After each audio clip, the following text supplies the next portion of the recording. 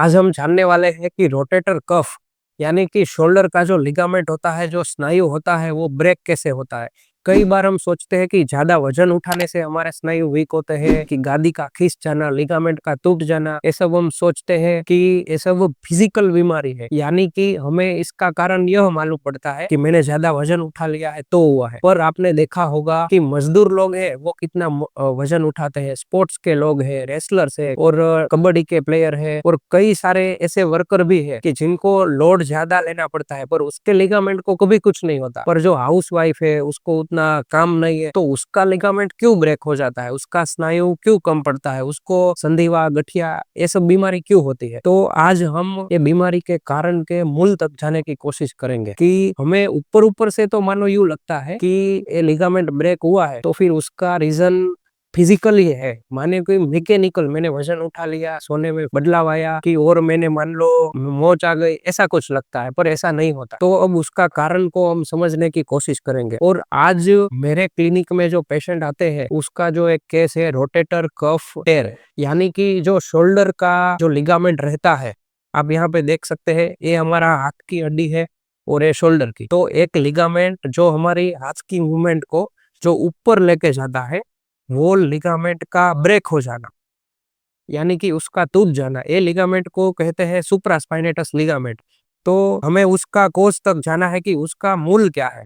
हमें ऊपर ऊपर से जो लगता है वो ठोस कारण नहीं है। पहले मैं आपको ये बता दूं कि डिजीज के होने का कौन से कारण होते हैं। आज जो मैं आपको बताने वाला हूँ वो पूरा मन से संबंधित है। आपको ये सुन के आश्चर्य होगा कि लिगामेंट ब्रेक हुआ है, मेरे स्नायु कम पड़े हैं, तो उसका रीजन, स्नायु जो वीक पड़े हैं उसका कोज, उसका रीजन मन से कैसे हो सकता है। तो डिजीज होने के 4 कारण मैं आपको समझाता हूँ। पहला है ग्रोस बॉडी, यानी कि शरीर का जो कारण है, जो हमें ऊपर ऊपर से लगता है, वो आपने देखा होगा कि 10 में से 2 या 3 लोगों को ही वो मालूम पड़ता है, पर सभी लोगों को ये रीजन से नहीं होता। तो उसके ऊपर जो दूसरा आता है वो सूक्ष्म शरीर है, वो क्या है वो हम समझते हैं। उसके बाद आता है कारण, कारण बॉडी क्या रहता है, और महाकारण।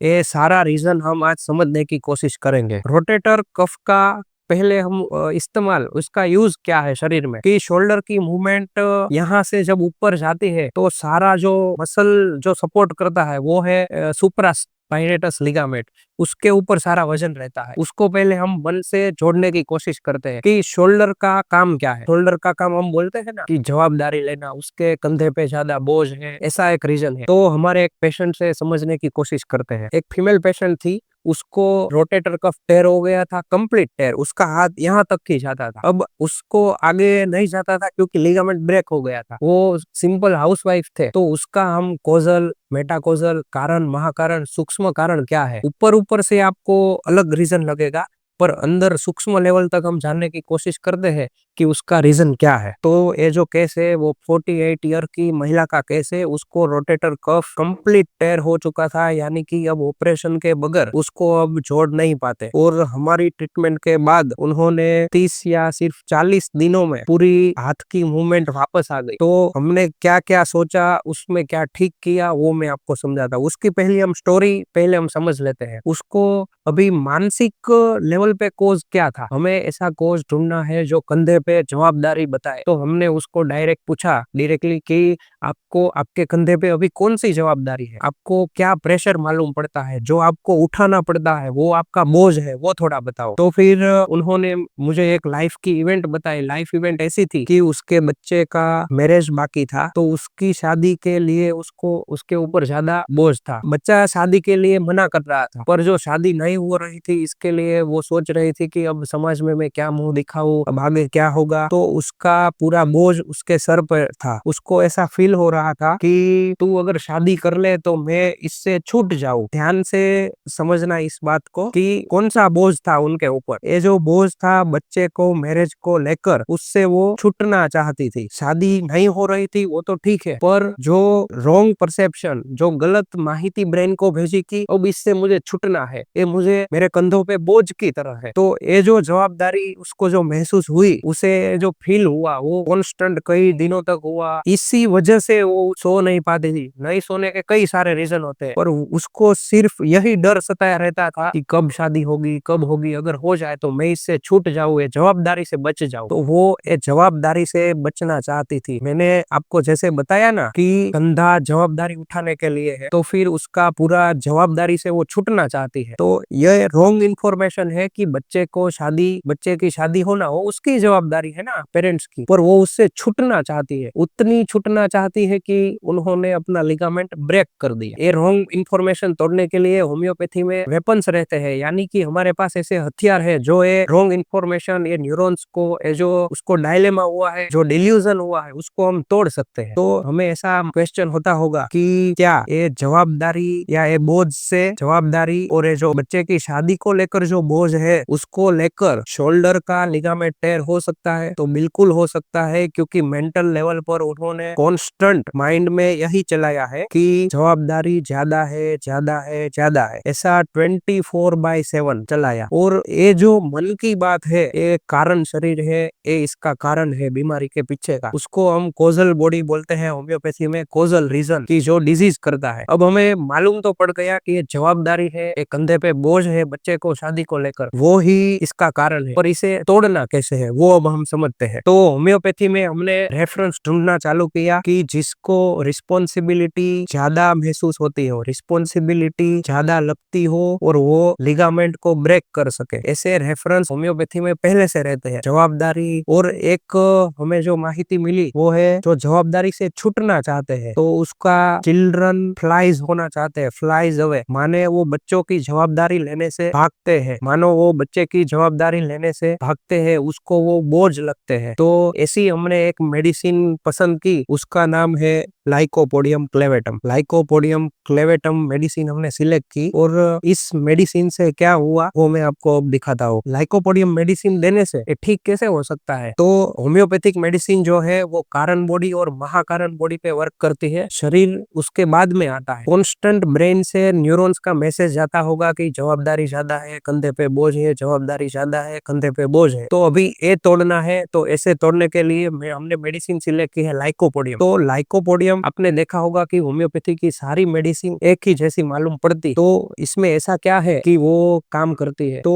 उसकी यही मेन खासियत है कि वो कोजल बॉडी पे काम करती है, यानी कि कारण शरीर पे वो काम करती है। तो इससे क्या होगा, लाइकोपोडियम मेडिसिन जो जवाबदारी वाला जो रॉन्ग परसेप्शन बना है, जो गलत इंफॉर्मेशन ब्रेन को दी गई है, उसको तोड़ेगा। ब्रेन में कॉन्स्टेंट न्यूरॉन्स बनते हैं, हम जितना वो सोचेंगे उतने ब्रेन में सारा स्ट्रक्चर बनेगा, ब्रेन डेवलप होगा, वो हम सिटी स्कैन में भी देख सकते हैं। तो उसका जो कॉन्स्टेंट न्यूरॉन बना होगा कि जवाबदारी ज्यादा है, रिस्पॉन्सिबिलिटी ज्यादा है, वो जो न्यूरॉन बना होगा उसको ब्रेक करती है। मैं आपको अभी ब्रेन का स्ट्रक्चर दिखाता हूँ कि कैसा रहता है। जो छोटे छोटे ज्ञान तंतु रहते हैं ब्रेन में, मगज के जो कोश रहते हैं, वो एक दूसरों के साथ साइनेप्स होते हैं, यानी कि जुड़ते हैं। जब भी कोई संदेशा पास होता है, एक थॉट भी पास हुआ तो न्यूरॉन्स को मालूम पड़ता है। तो ये न्यूरॉन्स अपने एक दूसरे के हाथ पकड़कर, मान लो कि एक बंधन सा होता है, और कॉन्स्टेंट जो फायर हो गए वो कॉन्स्टेंट बंधन में आएंगे, तो ऐसे हॉर्मोन्स बनेंगे, ऐसे मेटाबॉलिज्म चेंज हो गए, ऐसे कैल्शियम का डिस्टर्बेंस होगा, तो लिगामेंट वीक होगा और अभी ये टूटने भी लगेगा। तो होम्योपैथिक मेडिसिन कारण शरीर पे काम करती है और उसको ब्रेक करती है। तो ये न्यूरॉन्स का साइनेप्स,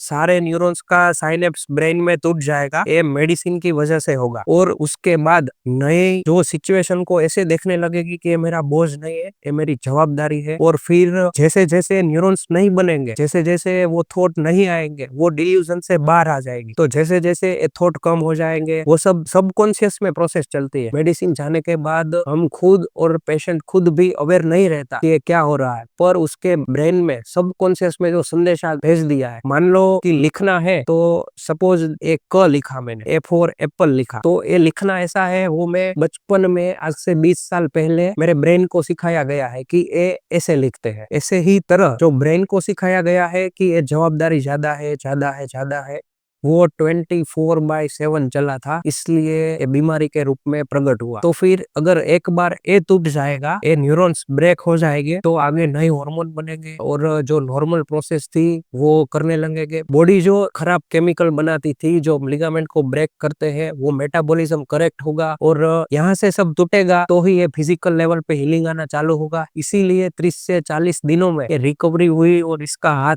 कंप्लीट मूवमेंट में आने लगा। तो आज के वीडियो का कंक्लूजन ये है कि हमने ये सीख मिलती है कि कोई भी शरीर की जो बीमारी रहती है उसका कारण शरीर नहीं है बल्कि मन है। कोई भी शरीर की बीमारी है उसका कारण मन है। कोई भी बीमारी शरीर में चलती है तो उसका कारण मन है। अभी आपको ऐसा क्वेश्चन होता होगा कि बहुत सारी बीमारी है, ये तो ये रीजन से होती है, इन्फेक्शन से होती है, वजन उठाने से होती है, एसिडिटी की वजह से होती है। वो सब सही बात है, वो धीरे धीरे मैं आपको समझाऊंगा। पर आप उतना सोचो कि कोई भी रीजन है पर उसको ये बात करने को कौन बोलता है। मान लो पेट की वजह से, एसिडिटी की वजह से है, कब्ज की वजह से है, कि वजन उठाने से की वजह से, कोई भी रीजन, मान लो इन्फेक्शन की वजह से है, पर उसको ये सेंट्रल प्रोसेस, सेंट्रल कमांड कौन करता है कि अभी ऐसी प्रक्रिया, ऐसे बायोकेमिस्ट्री चालू करनी है, तो उसका सारा जो रीजन है वो मन है। तो हमें ऐसा लगेगा कि मेरा मन में तो ऐसी कोई भावना है नहीं, पर मन के भी ऊपर जो महाकारण है, जो उसका भी कोज है, वो है अर्ध जागृत मन। अर्ध जागृत मन है, उसको हम सब कॉन्शियस ब्रेन बोलते हैं। एक बार जब हमने लाइफ में इवेंट आती है, कोई इमोशन आता है, हम बड़ी डीप हम जो इमोशन महसूस करते हैं, वो सारे इमोशन ब्रेन में रजिस्टर हो जाते हैं और फिर उसे हमें दोहराने की जरूरत नहीं है। सिर्फ इशारा होगा कि मान लो बच्चा लेट आया, बच्चे को खाना खिलाना है, बच्चे की कुछ कोई मान लो कोई किसी ने पूछ लिया आपकी बच्चे की शादी हो गई, तो कॉन्स्टेंट ब्रेन में जो स्विच रहती है वो चालू हो जाती है। शादी नहीं हुई है, कंधे